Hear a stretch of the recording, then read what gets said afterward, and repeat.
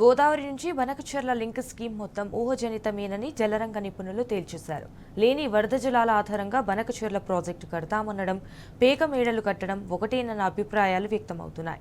అసలు గోదావరి జలాలు వరద రూపంలో వృధాగా సముద్రంలో కలుస్తున్నాయని అనడమే ఒక పెద్ద మాయవాదం అన్న విమర్శలు వినిపిస్తున్నాయి. నిజానికి వరద నీరు అన్న పదం ఇరిగేషన్ డిక్షనరీలో లేదంటున్నారు. ఫ్లడ్ వాటర్ను నమ్ముకొని లక్షల కోట్లు వెచ్చించి భారీ ప్రాజెక్టులు నిర్మించడం మూర్ఖత్వమేనని అవుతుందని తెలంగాణ మేధావులు అభిప్రాయపడుతున్నారు.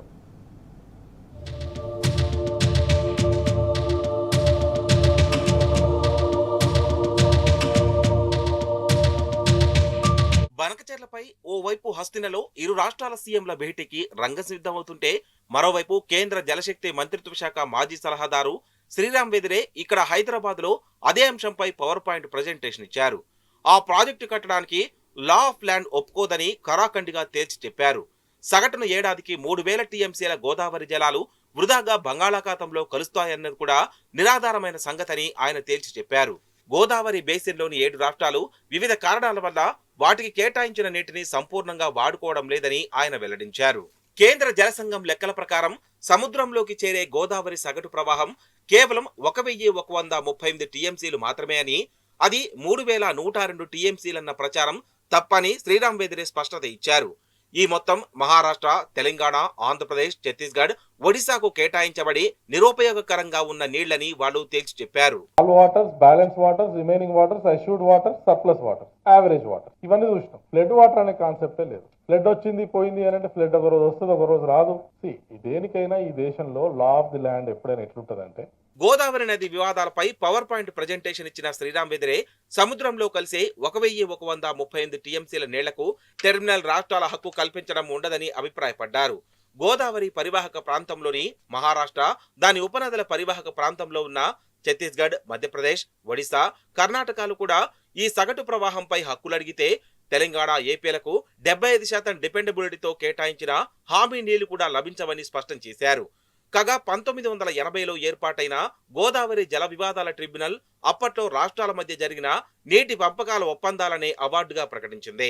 GWTD అవార్డు ప్రకారం ఉమ్మడి ఆంధ్రప్రదేశ్ కు 1499.9 టీఎంసీల నీటి వాటా ఉందని తెలిపారు. చట్ట ప్రకారం దాంట్లో ఆంధ్రప్రదేశ్ ఇప్పటికే 531.9 టీఎంసీల నీటిని ఉపయోగించగా, తెలంగాణ మాత్రం తన వాటా 968 టీఎంసీలను ఇంకా వినియోగించలేదని శ్రీరామ్ వెదిరే వెల్లడించారు. వీటిలో మొత్తం జలాలను ఎగువ రాష్ట్రాలకు, మిగులు జలాలను అప్పటి ఆంధ్రప్రదేశ్ అంటే ఇప్పుడు తెలంగాణ, ఏపీలకు కేటాయించింది. ఇదిలా ఉంటే అటు GWTD పరిభాషలో కానీ, ఇటు CWC లేదా నేషనల్ వాటర్ డెవలప్మెంట్ ఏజెన్సీ వ్యవహారికల్లో గానీ ఎక్కడా వరద జలాలు అన్న ప్రస్తావన లేదన్న సంగతిని శ్రీరామ్ వెదిరే తన ప్రెజెంటేషన్ లో స్పష్టం చేశారు. ఫ్లడ్ వాటర్స్ ఉన్నాయి, ఫ్లడ్ వాటర్ అనేది ఒక కాన్సెప్ట్ కాదు, అది not a fact. It is only illusionary. Certain water under 75% dependability, if we cannot use it, or average water ఒక ఇయర్ ఎక్కువ, ఒక ఇయర్ తక్కువ కిందికి పోతే దాన్ని మీరు సర్ప్లస్ వాటర్ అని అనొచ్చు, ఫ్లడ్ వాటర్ అని అనొచ్చు. అది మీరు వాడుకునే పదజాలం కానీ అది రియాలిటీ అయితే కాదు. గోదావరి బనకచెర్ల ప్రాజెక్టు ప్రతిపాదన ద్వారా 200 టీఎంసీల నీళ్లు, మరో 100 టీఎంసీల వరద నీటిని వినియోగించుకోవాలని ఆంధ్రప్రదేశ్ ప్రణాళికలు రచిస్తోంది. కానీ వరద నీళ్లు అన్న కాన్సెప్ట్ కు ఎలాంటి గ్యారంటీ, ధృవీకరణలు లేవు. ఆ జలాల ఉనికి కేవలం ఊహాజనితం మాత్రమే. ఈ వరద నీళ్ల సిద్ధాంతానికి CWC గుర్తింపు సైతం లేదు. అలాంటి ఊహాజనిత వరద నీటిపై జలాశయ నిర్మాణం చేయడం మూర్ఖత్వం, నిధుల వృధానే అన్నది శ్రీరామ్ వెదిరే అభిప్రాయం. ఒకవేళ ఆంధ్రప్రదేశ్ బనకచెర్ల ప్రాజెక్టును నిర్మిస్తే దాని ప్రభావం గోదావరి బేసిన్లోని తెలంగాణతో సహా మిగిలిన ఎగువ రాష్ట్రాలపై పడుతుందని ఆయన కుండబద్దలు కొట్టారు.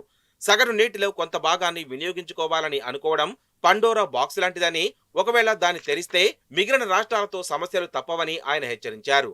నీళ్లను వాడుకునే సామర్థ్యం ఉన్న రాష్ట్రం దాన్ని క్లెయిమ్ చేయడం, ఇతర రాష్ట్రాలు అది అన్యాయమని గొడవ చేయడం నిత్య కృత్యంలా మారుతుందన్నారు.